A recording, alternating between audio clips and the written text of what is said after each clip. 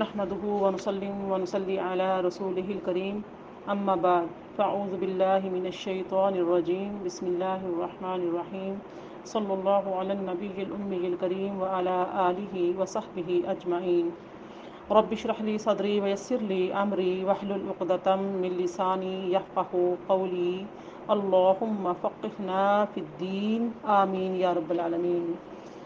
السلام علیکم ورحمۃ اللہ وبرکاتہ۔ آئیے آج ہم سورہ بقرہ کی آیت نمبر 16، 17 اور 18 اس کا لفظی ترجمہ اور با محاورہ ترجمہ سیکھنے سمجھنے کی سعادت حاصل کرتے ہیں۔ آیت نمبر 16 ہے بسم اللہ الرحمن الرحیم۔ اولئک الذین اشتروا الضلالة بالہدى فما ربحت تجارتهم وما كانوا مہتدین۔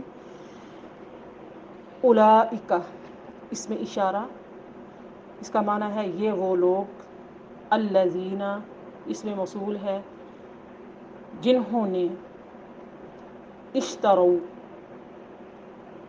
اشترا یشتری اس کا معنی ہوتا ہے خریدنا، مشتری کہتے ہیں خریدنے والے کو، تو یہ فعل ماضی جمع مذکر غائب کا صیغہ ہے۔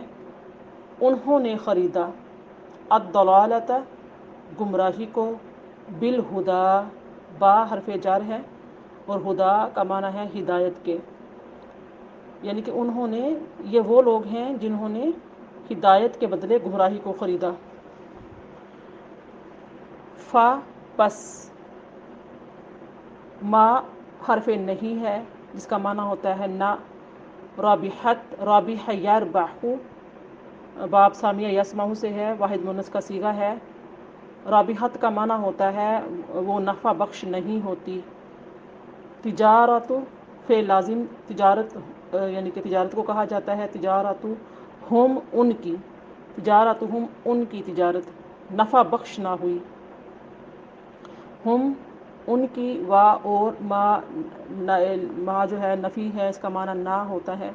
کانو کانا یکونو سے جس کا معنی ہے تھے وہ، مہتدین ہدایت حاصل کرنے والے، مہتدن سے ہے ہدایت حاصل کرنے والا، تو وما کانو مہتدین نہیں تھے وہ ہدایت حاصل کرنے والے۔ تو اس آیت نمبر 16 کا با محاورہ ترجمہ کچھ یوں ہوگا، یہی وہ لوگ ہیں جنہوں نے ہدایت کے بدلے گمراہی خریدی لیکن ان کی تجارت فائدہ مند نہ ہوئی اور وہ راہ جانتے ہی نہ تھے، یعنی کہ ان کی تجارت فائدہ مند نہ ہوئی اور وہ فائدہ مند اور نفع بخش سودے کی راہ جانتے ہی نہ تھے۔ آیت نمبر 17، مثلهم كمثل الذي استوقد نارا فلما أضاءت ما حوله ذهب الله بنورهم وتركهم في ظلمات لا يبصرون۔ مثل مثال مرکب اضافی، ہم ان کی، مثلهم ان کی مثال، کمثل الذی کاف جو کاف ہے یہ حرف جر ہے جس کا معنی ہوتا ہے کی طرح یا جیسے، جیسے یا کی طرح ان دونوں میں سے کوئی معنی لیا جا سکتا ہے، حرف جر ہے۔ مثل مثال کو کہا جاتا ہے، کمثلی یعنی کہ مثال کی طرح، الذی جس نے، یعنی کہ ان کی مثال کی طرح جس نے، استوقد، آپ دیکھیں یہ واو قاف دال اس کا مادہ ہے، باب استفعال سے ہے، فعل ماضی واحد مذکر غائب ہے، استوقد بھڑکانا۔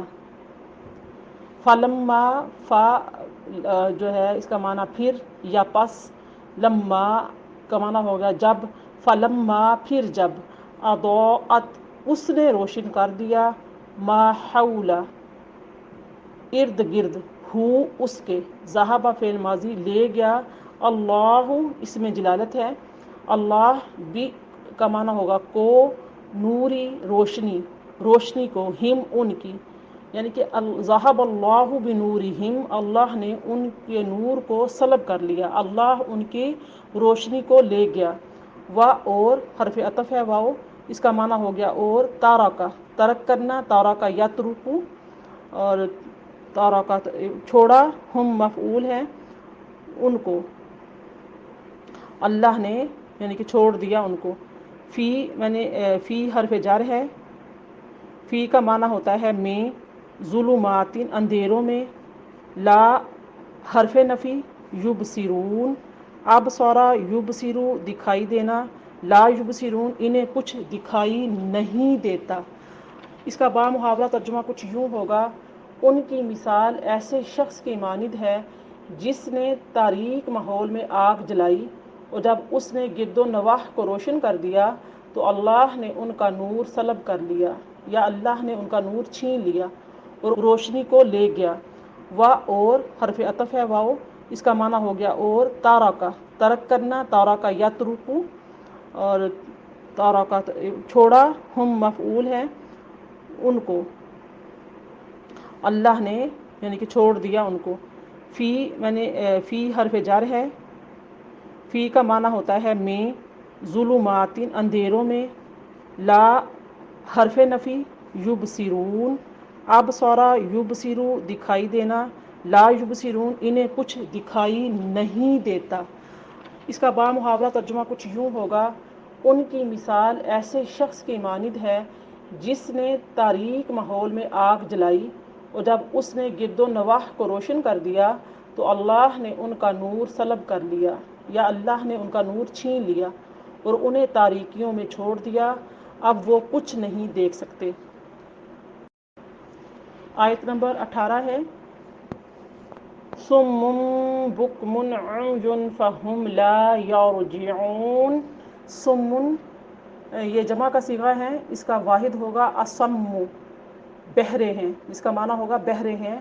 بکمن گونگے ہیں، جمع کا صیغہ ہے، اس کا واحد ہوگا ابکم. عمیٌ یہ بھی جمع کا صیغہ ہے، اس کا معنی ہے اندھے ہیں، واحد اس کا ہوگا اعمی. صم بکم عمی بہرے ہیں، اندھے ہیں، گونگے ہیں. فہم فا حرف عطف ہے، اس کا معنی ہوتا ہے تو، پھر، پس. ہم وہ، تو فہم کا معنی ہو گیا تو وہ. لا حرف نہیں.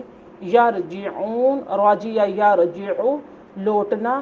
لا یرجعون نہیں لوٹیں گے. با محاورہ ترجمہ کچھ یوں ہوگا: یہ بہرے ہیں، گونگے ہیں، اندھے ہیں، پس وہ راہ راست کی طرف نہیں لوٹیں گے. وما علیہ الا البلاغ.